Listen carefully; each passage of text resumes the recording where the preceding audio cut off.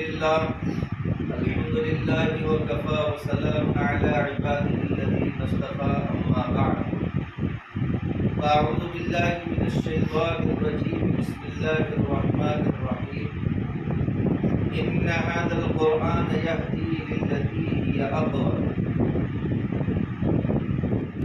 عزیز طلبہ کرام، اللہ تبارک و تعالیٰ کا بہت بڑا احسان و کرم ہے کہ اللہ رب العزت نے آج ہم کو انجمن کے اس مبارک اور بابرکت پروگرام کے اندر جمع فرمایا ہے۔ اللہ تبارک و تعالیٰ ہم تمام کو اس کی قدر دانی کرنے کی توفیق عطا فرمائے۔ اللہ رب العزت نے ہم کو دو ہتھیار دیے، اللہ تعالیٰ نے ہم کو دو ہتھیار دیے، ایک تو تحریر کا ہتھیار ہے اور ایک تقریر کا ہتھیار ہے۔ خطابت اور کتابت یہ دو ہتھیار ہیں کہ دشمن کا جو مقابلہ کیا جاتا ہے، باطل طاقتوں کا جو مقابلہ کیا جاتا ہے، ایک تو کتابت کے ذریعے سے کیا جاتا ہے، قلم کے ذریعے سے کیا جاتا ہے، اور دوسرا جو ہے کتابت کے ذریعے سے کیا جاتا ہے، یعنی تقاریر کے ذریعے سے باطل فرقوں کا، باطل طاقتوں کا جواب دیا جاتا ہے، قلم کے ذریعے سے اور کتابت کے ذریعے سے، تقاریر کے ذریعے سے۔ آج فتنوں کا دور ہے، عجیب و غریب فتنے وجود میں آ رہے ہیں، ایسے کیسے فتنے ہیں؟ قادیانیت کا فتنہ ہے، غامدیت ہے، انجینئر علی مرزا کا فتنہ ہے، اور دیگر کئی فتنے، شکیلیت کا فتنہ ہے، اور کئی فتنے جو ہے وجود میں آ رہے ہیں۔ اب ان کا مقابلہ کون کرے گا؟ کیا عام لوگ ان کا مقابلہ کریں گے؟ کھیت میں کام کرنے والے، مزدوری کرنے والے، یہ لوگ ان کا مقابلہ کریں گے؟ نہیں، بلکہ علماء کرام کو، مفتیان کرام کو۔ کیوں؟ اس لیے کہ یہ انبیاء کے وارث ہیں۔ کیا ہے؟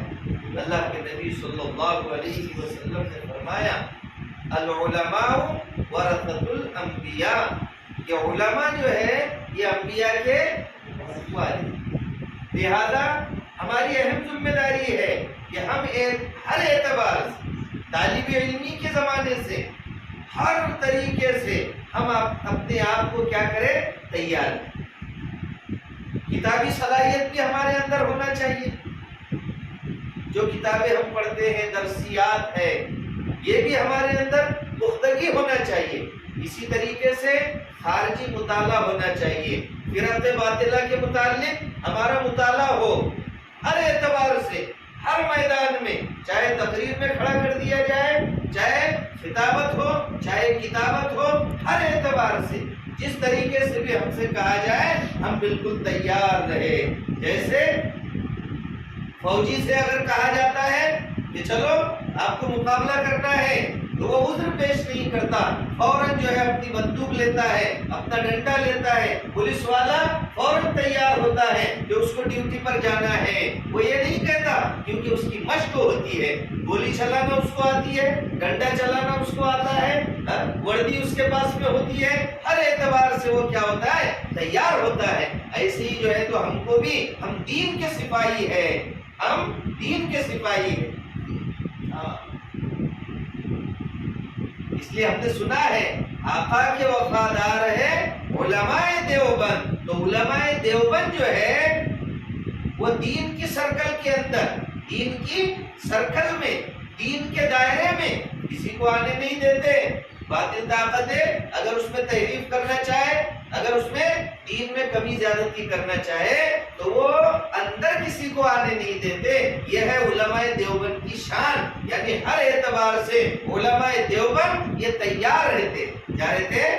علماء دیوبند ہر اعتبار سے تیار رہتے ہیں کہ کوئی دین کے اندر کوئی بات اپنی طرف سے داخل نہ کرے، کوئی دین کے اندر زیادتی نہ کرے، کوئی دین میں کمی نہ کرے، کیونکہ اللہ تبارک و تعالیٰ نے اعلان کر دیا ہے الیوم اکملت لکم دینکم۔ حجۃ الوداع کے موقع پر یہ آیت نازل ہوئی، آج میں نے تمہارے لیے تمہارے دین کو مکمل کر دیا۔ الیوم اکملت لکم دینکم واتممت علیکم نعمتی. دین سب سے بڑی نعمت ہے اور میں نے آج تمہارے لیے اپنی نعمت کو مکمل کر دیا. وَرَضِيتُ لَكُمُ الْإِسْلَامَ دِينًا. اللہ نے ہمارے لیے دین اسلام کو چوائس کر لیا. کیا کر لیا؟ پسند کر لیا اللہ تبارک و تعالیٰ نے. تو دین اسلام میں کمی زیادتی کوئی کر نہیں سکتا.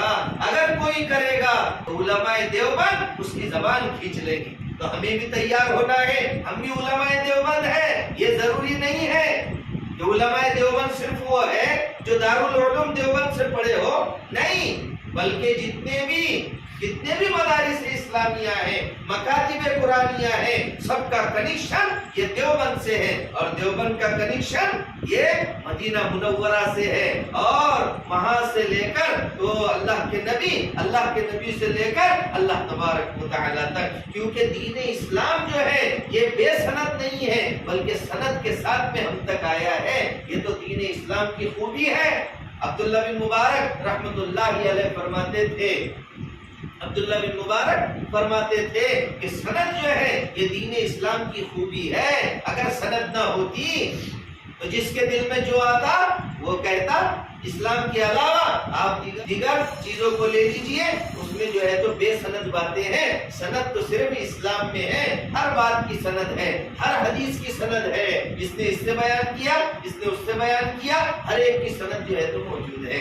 تو عزیز طلبہ، اللہ تبارک و تعالیٰ نے ہم کو دو ہتھیار دیے ہیں، کتابت کا ہتھیار اور خطابت کا ہتھیار، یعنی تقریر کرنا اور تحریر کرنا. اللہ تبارک و تعالیٰ نے ہم کو دو ہتھیار دیے ہیں. اس لیے ہم کو 15 دن ملتے ہیں تقریر کرنے کے، تو ہم اس میں محنت کریں. اگر ہم کو مضمون لکھنا ہے اس میں بھی ہم محنت کریں. یہ دو ہتھیار اللہ نے دیے ہیں. اگر ہم اس کی قدر کریں گے انشاءاللہ کوئی بھی باطل طاقت